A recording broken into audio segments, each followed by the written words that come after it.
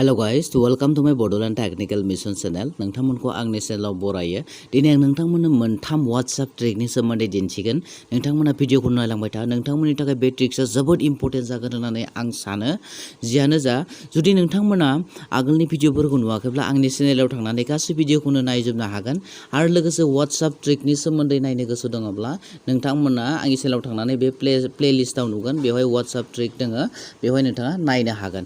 लोगोसे जायफोरा आंनि चेनेलाव न्यू भिजिटर्स बिथांमोना आंनि चेनेलखौ बे गोजा बाटनाव खेबसे क्लिक खालामनानै हो। बेनि उनावहाय बेवहाय बेल आइकन दङ ना, बेवहाय अलाव खेबसे क्लिक खालामनानै हो। जेब्ला आं भिडिअ होगोन अब्ला नोंथांनियाव थाबैनो सहैगोन। दा जियानो जा, फैदो जों भिडिअखौ जागायदिनि। फार्स्ट ट्रिकआनो जाहैबाय नोंथाङा WhatsAppआव भिडिअ कल बा भइस कल फैयोब्ला बेखौ माबायदि रेकर्ड खालामनो बेखौ आं नोंथांमोननो दिन्थिगोन फार्स्ट ट्रिक हिसाबै। दा नोंथाङा भइस कल बा भिडिअ कलखौ WhatsAppआव मुभिजे नङाब्ला एज ए स्क्रिन रेकर्डार नोंथांमोना बाहायो। नाथाय बेखौ बाहायालासिनो डाइरेक्टनो अट'मेटिक सेभ जानाय मोनसे थार्ड पार्टि एप दङ। बे एप्सखौ नोंथाङा डाउनलड खालामनानै लायोब्ला बे WhatsAppनि गासै भिडिअ कल बा भइस कलखौ सेभ खालामना लाखिनो हागोन। दा बेखौ बहा मोनगोन बे एप्सखौ? नोंथांमोना गिबियावनो बे प्ले स्ट'रखौ अपेन खालामनानै ला। प्ले स्ट'रखौ अपेन खालामनायनि उनाव नोंथांमोना सार्च खालाम WhatsApp कल रेकर्डार। बेवहाय ओंखारखानानै दङ WhatsApp कल रेकर्डार। बेखौ क्लिक खालामनानै बे फार्स्टनि मोनसेयानो, बेखौ नोंथांमोना इनस्टल खालामनानै ला। आं बेखौ इनस्टल खालामनायसिम दसे भिडिअखौ पज खालामथ'नि। नोंथांमोना दायो नुनो मोनदों बेयो इनस्टल जाबाय। दा जों बेखौ अपेन खालामगोन। अपेन खालामनानै मोननैसो सेटिंसखौ अन खालामनांगोन, अब्लाना बेवहाय फिक जानानै थागोन। बेखौ नेक्स्ट खालामबाय थानांगोन। आइ एक्सेप्ट, नेक्स्ट, बेनि उनाव ग्रेन्ट पारमिसन, एल',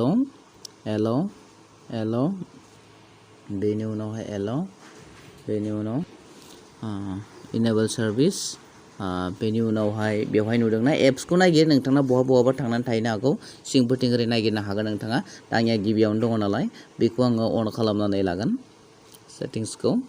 दा अन खालामबाय। बेवहाय सेटिंसआ जोंना जोब्बाय। दा बेयो हारसिङैनो WhatsAppआव भिडिअ कल बा भइस कल फैयोब्ला हारसिंनो सेभ जागोन। नोंथांमोनाबो गेजेर गेजेर चेक खालामनाबो नायबाय थानो हागोन अन दङ ना गैया सेटिंसआ। दा सेकेन्ड नाम्बार ट्रिक हिसाबै आं नोंथांमोननो दिन्थिगोन। सेकेन्ड नाम्बार ट्रिक्सआव जुदि नोंथांनि लोगोआ नोंथांनो मेसेज हरदोंब्ला नाथाय नोंथाङा बे मेसेजखौ नायनो गोसो गैया, जुदि नोंथाङा बे मेसेजखौ नायो अब्लाना मा जागोन बा अब्लाना ब्लु टिक नुजागोन नोंथांनि लोगोनाव। अब्ला नोंथाङा रिप्लाइ हराब्ला बिथाङा गाज्रि मोननोबो हागौ। ओंखायनो बिनि मेसेजखौ ब्लु टिक ओंखारालासिनो माबायदि नायनो बेखौ आं नोंथांमोननो दिन्थिगोन। साप'ज आं हेल' टाइप खालामबाय, हेल' हरबाय, नोंथांनि लोगोआ नोंनो हेल' हरबाय, नाथाय बे हेल'खौ नोंथाङा बेखौ ब्लु टिक ओंखारजानो बादों। ओंखायनो बेखौ सिरि सिरि नायनो थाखाय नोंथाङा मा खालामनांगोन, गावनि मबाइलाव फ्लाइट मड खालामनांगोन। नैबेखौ फ्लाइट मड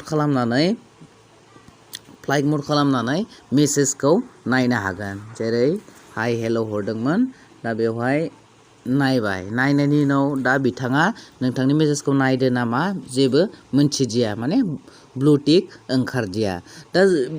दा बेखौ अन खालामनाय लोगो लोगो मा ब्लु टिकआ ओंखारगोन। नायबाय होननानै ब्लु टिकआ ओंखारगोन। आं फ्लाइट मडखौ अन खालामनाय लोगो लोगो ब्लु टिकआ ओंखारबाय, नाथाय बेनि जोंनि थाखाय बेयो जेबो फायदा जाया। ओंखायनो आरो मोनसेबाव आं नोंथांमोननो ट्रिक्स मोनसे दिन्थिगोन। नायलांबाय था नोंथांमोन। लास्ट ट्रिक बेयो नोंथांमोना WhatsAppखौ अपेन खालामनानै ला। बेवहाय गोजौनि थ्रि डटआव थुबाय, बेनि उनाव सेटिंआव थुबाय, एकाउन्टआव थुबाय, प्राइभेसियाव थुबाय। बेनि उनाव बेवहाय नोंथांमोना नुदों मा रिड रिसिप्टस। दा जुदि नोंथाङा बेखौ अफ खालामोब्ला ब्लु टिक ओंखारनाय नङा, नोंथाङाबो नुनाय नङा, बिबो नुनाय नङा, माने ब्लु टिक ओंखारा। जेरै आं नोंथांमोननो फर एग्जाम्पल दिन्थिनि।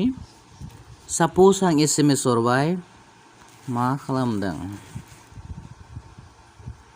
दा बेनि उनावहाय आं बेखौ एक्सेप्ट खालामनोसै।